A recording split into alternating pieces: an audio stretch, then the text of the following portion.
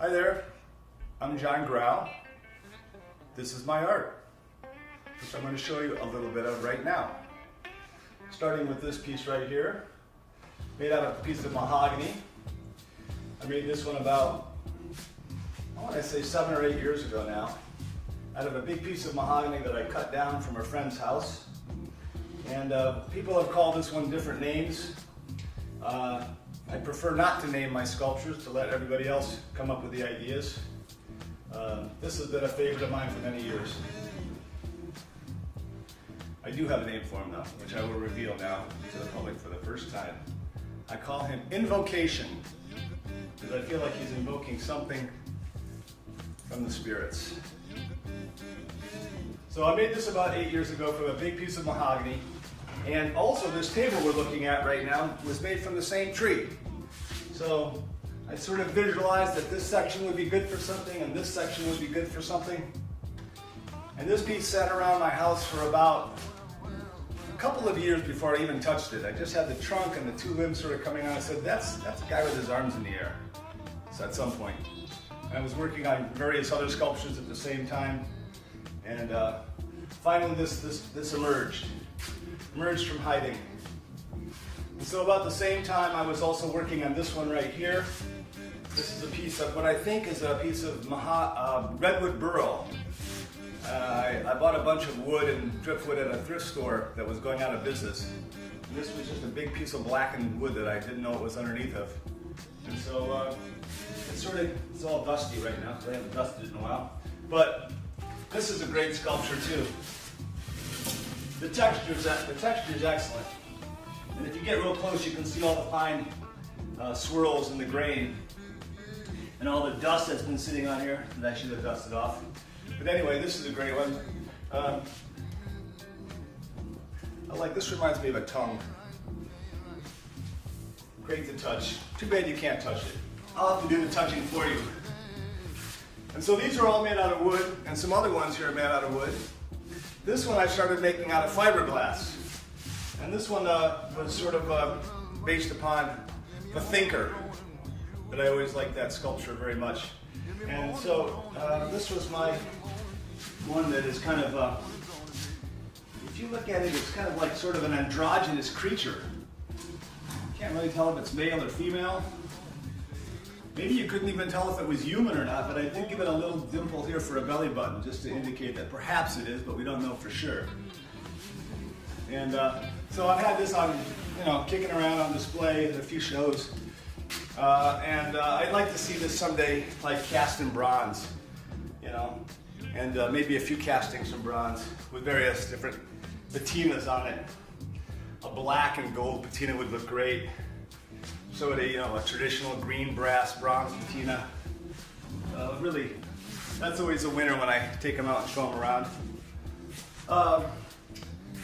This one right here is just a swirl. I wanted something whimsical that just goes up in the air, so I made this out of, this is made out of steel rods and fiberglass composites and hardware cloth, and a lot of sanding and a lot of touching to get the angles right, because that's sort of my litmus test. When I can feel the angles are correct and there's no dimples or flaws or it doesn't rise too much there, then I know it's done. And really, you know when it's done just by touching it a lot. So, and I made a few of these little swirls like that, and then I started making things out of fiberglass, which this previous one was one. And with little leftovers of foam and fiberglass, I designed a little mini chaise lounge for myself, which I find myself sitting in metaphorically once in a while, all lounged out. And I'd like to see this come to real life, maybe in concrete. I think really smooth concrete would be a great effect, especially in the summertime when it's not too hot. You'll throw some water on it. I think it'd be really great to sit on something like that. So that kind of thing really interests me in the future too.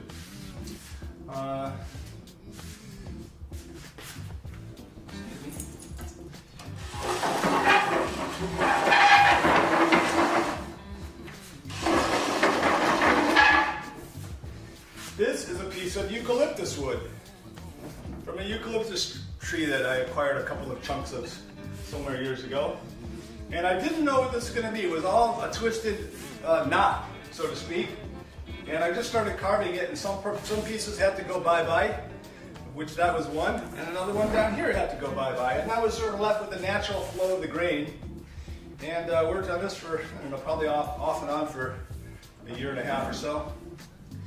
And that's what it came to be. There were big fracture cracks all over the place in this wood that if you ran your hand down them when they were still fractured, you'd find that they were very sharp on the edge. So I covered the whole thing with several layers of epoxy resin, and the epoxy sort of mellowed the sharp edges of the cracks. Then I filled them in a little bit with some more epoxy that was thickened with material and pigmented, and this is what came out to be, and I really like the effect of this one too. Again, I don't like to name stuff, but I do call this one Snake Dance. That's what it reminds me of. Two snakes getting ready to do their mating or battle. So this was a great one. And then I have another piece of the same wood, eucalyptus, that sat around for even longer. And finally, I just finished that one, and I'll show you that one next. Ooh. That's this sculpture. And this was great because there were some really interesting flaws in the wood that I had to sort of get around to make it what it is. This side right here is completely open, and there's a little area back here where you can sort of feel through it. And you know, all of the curves just sort of appealed naturally. I didn't have anything generally in mind when I started carving this. And as I saw there was a big crack here, it sort of became two, and then it became two people, and then they became entwined figures, sort of, I don't know. Every time you look at it from a different angle, it's pleasurable. So I have to turn them around frequently so I remind myself of what parts of this thing I like. This particular area right here gives me a lot of satisfaction. I like that whole shape as it goes down like that. And again, it's too bad you can't touch it, but that's really the pleasure of sculpture. I don't know if it gives the viewer more pleasure or me more pleasure to actually build them. They're great though. Great to do. Because I happen to find that fiberglass is an amazing material to work with, I started building some things out of fiberglass. And when I say fiberglass, I'm really talking about a fabric that's impregnated with epoxy or polyester resin. And the way you get that shape is you either make a mold or you start with a piece of foam and you carve it the way you want. Lay the fiberglass over the top of it, and you come out with things like this. And so I made this one out of a scrap of foam. And after I made this out of the scrap of foam and fiberglassed it up, I made a mold from it so I could reproduce it a few times. And so this is one of the reproductions of the original.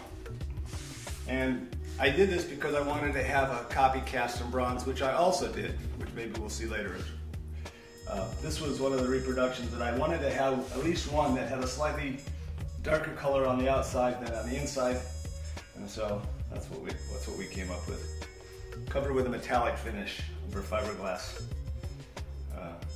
Just a very natural, organic shape that I enjoy. And then because I liked fiberglass and I was playing around with ideas and shapes, I made this one, which has been a favorite around here for quite a while. And this is, again, fiberglass over foam blocks and probably balanced, hence the name Imperfect Balance. And put some different colors on different sides of it. And it was fun. This would be a great sculpture if it was like 15 feet tall. I think that would be just awesome to be able to look at. Have your body be about this tall, half the height, and look at something like that up in the air. So maybe that'll happen someday.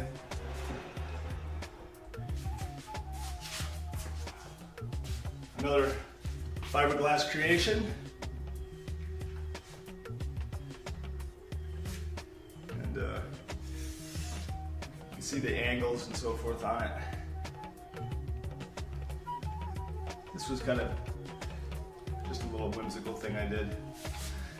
See the angle that way, I just think that I wanted to symbolize that some shapes just naturally attract each other for no real reason, except that they do. And that's sort of how I felt about that. After or even during the fiberglass phase, I had a plaster phase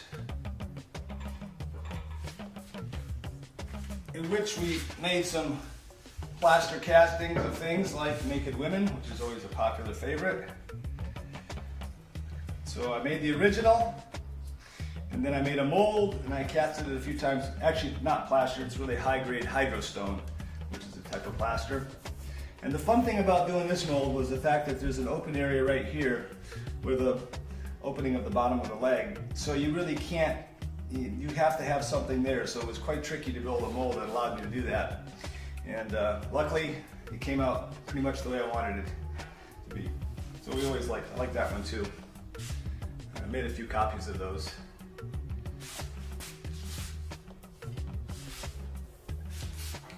And lastly, in the fiberglass collection, because I like abstract shapes, I made the moon cactus and covered it with an iron slurry, which gives it sort of a metallic tint a little bit when it's burnished on the edges. So, like if I was growing a garden on the moon, that would be in my garden.